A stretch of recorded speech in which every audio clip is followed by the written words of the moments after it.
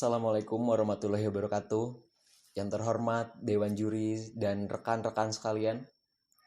Pada kesempatan yang baik ini, marilah kita panjatkan puji syukur kehadirat Allah Subhanahu wa taala yang mana telah memberikan nikmat dan hidayahnya kepada kita sehingga bisa beraktivitas dalam keadaan sehat.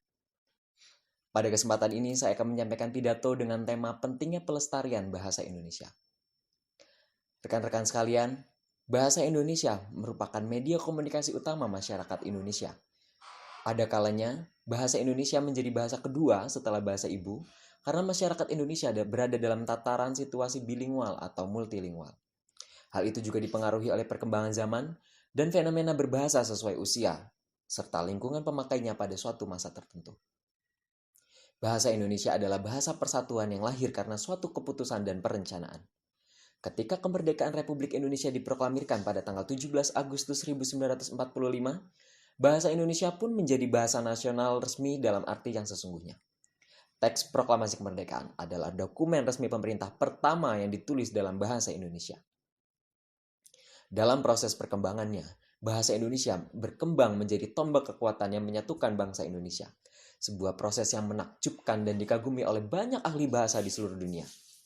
Bayangkan, rakyat suatu negara kepulauan yang terdiri dari berpuluh-puluh suku dengan bahasanya yang berbeda-beda berhasil digiring untuk menerima satu bahasa di luar bahasa daerah mereka sebagai bahasa persatuan bangsa.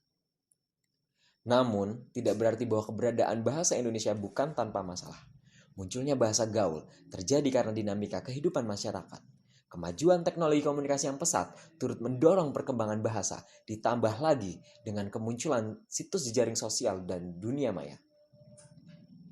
Salah satu faktor yang mengganggu perkembangan bahasa Indonesia ialah pengaruh bahasa gaul. Kalau itu dilakukan dalam bahasa lisan, SMS, Twitter, atau dalam pertunjukan di panggung dan televisi, masih bisa kita pahami. Namun ternyata penggunaan bahasa tidak resmi dalam aktivitas berbahasa seperti menulis dan berbicara menjadi sebuah hal yang kerap kita temui di atas lembar jawaban ulangan, dalam tugas mahasiswa, dan dalam presentasi di depan kelas pun bahasa gaul masih merajalela. Seiring dengan kemunculannya bahasa gaul dalam masyarakat, banyak sekali dampak atau pengaruh yang ditimbulkan oleh bahasa gaul terhadap perkembangan bahasa Indonesia sebagai bahasa identitas bangsa Indonesia. Di antaranya, pertama, eksistensi bahasa Indonesia terancam terpinggirkan oleh bahasa gaul. Kedua, menurunnya derajat bahasa Indonesia. Rekan-rekan sekalian, keadaannya kini sudah berbeda. Jika kita mengitari pusat perbelanjaan atau deretan pertokoan, kita bisa lupa bahwa kita berada di Indonesia. Karena hampir tidak ada lagi gedung-gedung, toko-toko, atau restoran-restoran yang menggunakan bahasa Indonesia sebagai nama badan usahanya. Media cetak maupun elektronik semakin banyak yang berusaha menginggriskannya. Semakin banyak pula perusahaan yang mulai beriklan dengan menggunakan bahasa Inggris. Seperti ada konsep pemasaran yang tidak tertulis bahwa pasar akan lebih tertarik jika nama toko, nama barang, atau nama tempat menggunakan bahasa Inggris karena terlihat lebih keren. Era reformasi dan demokrasi seperti membebaskan semuanya. Tidak ada lagi anjuran penggunaan bahasa Indonesia yang baik dan benar. Seiring dengan terjadinya pergeseran ranah penggunaan bahasa Indonesia oleh bahasa Inggris, bahasa informal pun mulai mendominasi media cetak dan elektronik. Penggunaan bahasa Indonesia yang baik dan benar semakin langka. Sudah tidak ada lagi kah kebanggaan kita kepada bahasa Indonesia yang telah menyatukan kita semua? Sadarkah kita bahwa bahasa Indonesia adalah jati diri bangsa?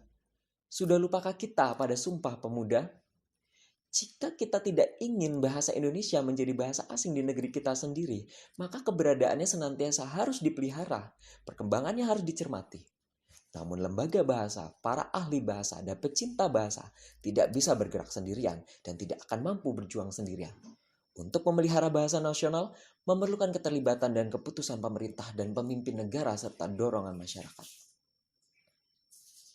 Rekan-rekan sekalian, kita tidak bisa bayangkan jika sosok-sosok yang duduk di pemerintahan tidak mampu berbahasa Indonesia. Relakah kita jika kedudukan bahasa Indonesia tergeserkan oleh bahasa asing seperti negeri tetangga?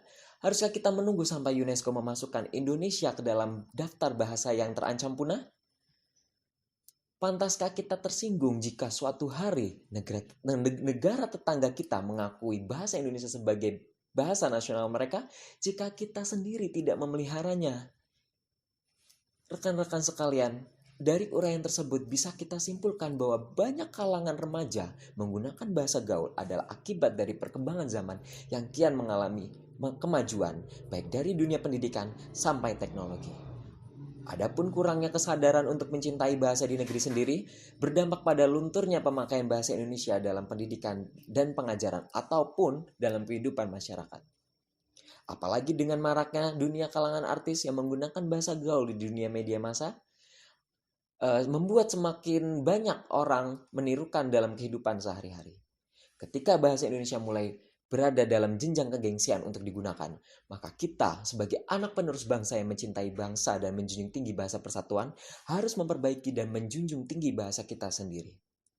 Peningkatan bahasa asing juga dibutuhkan di era globalisasi seperti saat ini. Namun, tetaplah lestarikan bahasa kita. Jangan lupakan bahasa persatuan kita setelah kita mahir bercakap dalam bahasa asing. Jadi, mari kita ayo lestarikan bahasa persatuan kita, bahasa identitas kita, bahasa Indonesia. Jadilah pemuda yang mampu meneruskan perjuangan bangsa untuk menjadikan bangsa kita menjadi bangsa yang besar dan bermartabat. Bangsa yang besar adalah bangsa yang menjunjung tinggi budaya dan bahasanya. Jayalah bangsaku, jayalah bahasaku. Sekian pidato dari saya. Terima kasih kepada seluruh panitia penyelenggara. Karena dengan kegiatan seperti ini akan menumbuhkan sikap cinta terhadap bangsa Indonesia, terhadap bahasa Indonesia dan mendorong generasi penerus bangsa mencintai dan menjunjung tinggi bahasa persatuannya. Terima kasih atas perhatiannya serta waktu yang diberikan kepada saya. Jika ada kata-kata yang kurang berkenan didengar dan menyinggung salah satu pihak, saya ucapkan mohon maaf. Jangan lupa 5M, memakai masker, mencuci tangan, menjaga jarak, menjauhi kerumunan, serta mengurangi mobilitas. Penutup kata saya sampaikan wassalamualaikum warahmatullahi wabarakatuh.